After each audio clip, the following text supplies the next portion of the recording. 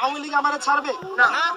শরীফ আমাকে ফোন দিয়ে এখানে, আমি পিজি হসপিটালে, সিএমএইচে, নিটুরে, এনআইইউতে, আমি গতকালও 4টা পর্যন্ত আপনাদের ওখানে ছিলাম। কোথায় ছিলেন? ওই যে আপনাদের ওই যে ইয়াতে আমদাদ, কোথায় আমদাদ মানে বাসায়। আমি 4টা পর্যন্ত ওখানে, আপনারা যারা গাড়ি আটকাইছিলেন আমরা রাজি হই নাই। যাই হোক, রাজি, আমি তো বলিনি আপনি রাজি হয়েছেন। একটা গাড়ি আটকাইছিলেন না, ওই একটা এক্স আর্মি অফিসার ছিল, ছিল না? আমি ঠিক ওই সময় আমি গেছিলাম মাহিন, গেছিলাম একটা বিষয় আমি কি বলছি, এটা আমার সফলতা। এই সরকার এটা পারে নাই, সিম্পল, এটা পারে নাই। ওনারা কেন পারে নাই বলি, এখানে আমলাতান্ত্রিক যে একটা জটিলতা, এখানের যে আমলারা আছে, ওই আমলারা তো বিপ্লবকে এরা মানেই না। ভাই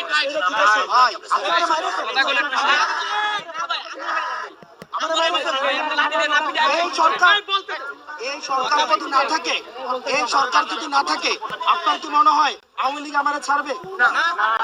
আওয়ামী লীগ আমারে ছেড়ে দিবে? বা অন্য কোন রাজনৈতিক, হ্যাঁ,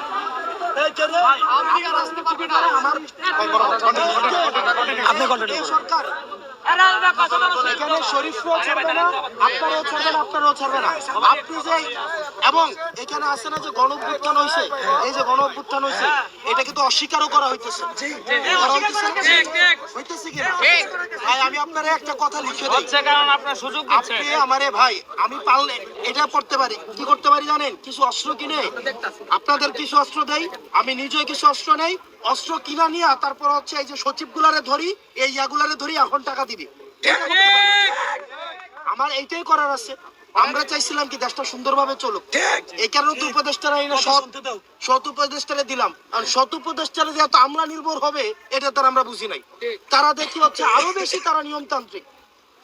নিয়ম কি, একটা স্লিপ একবার দিছে, এটা স্বাস্থ্য অধিদপ্তরকে দিছে, এটা আবার আরে ভাই আমি হসপিটালে ভর্তি, আমার আবার হচ্ছে আমার এসের কি ভালো লাগবে?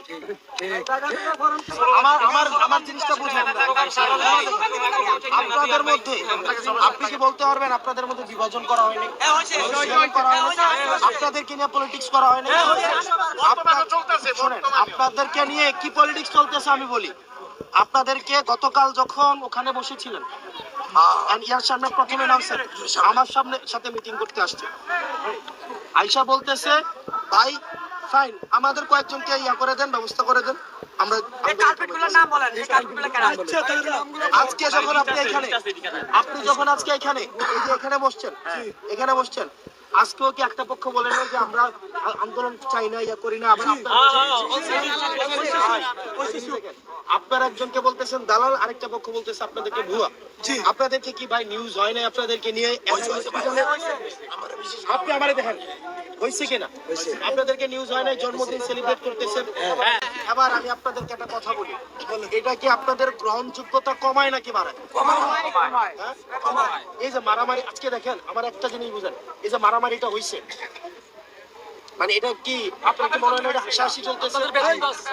আমার ব্যর্থতা তাই নাই না নিছি, আমার ব্যর্থতা না থাকলে কি আজকে এখানে আসেছে? আমার কথা দেখেন, তার মানে কি আপনাদের নিজে এই যে আপনারা নিজেদের মধ্যে তো এক আহত আরেক আহতকে বলতেছে কি ভুয়া, আপনি দেখেন